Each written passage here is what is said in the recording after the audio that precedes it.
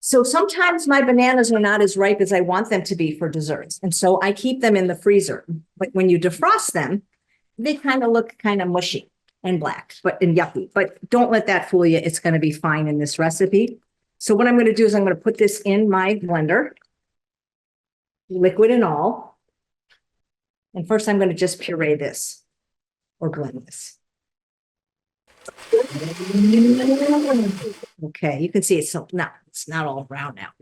Then I'm going to add my roasted sweet potatoes. They need to be roasted. You know, you can get sweet potatoes even at Walmart frozen or microwave your sweet potatoes. You need to roast them. That's what caramelizes them and brings out the natural sugar. It tastes completely different than a baked or a microwaved or a frozen one. So we're going to add these beautiful sweet potatoes.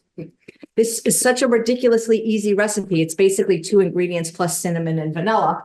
And I wish I could take credit for it, but it was created by Mairead Reddy, who has a wonderful Instagram page, Ready or Not. You know what I'm going to use instead of cinnamon? It's from local spicery, the pumpkin pie spice.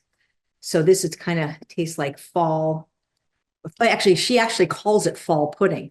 I renamed it. She allowed me to rename it butterscotch pudding because it reminded me of the snack pack butterscotch pudding. Pure vanilla bean powder. This brand's from local spicery, but doesn't matter where you get it.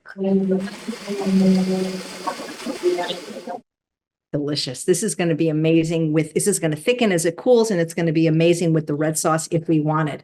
And actually what I like to do sometimes is if there's leftovers, put it in the popsicle thing, put it in the Ninja Creamy thing, or even stir in oats and bake it as a cookie. All those recipes are in the book.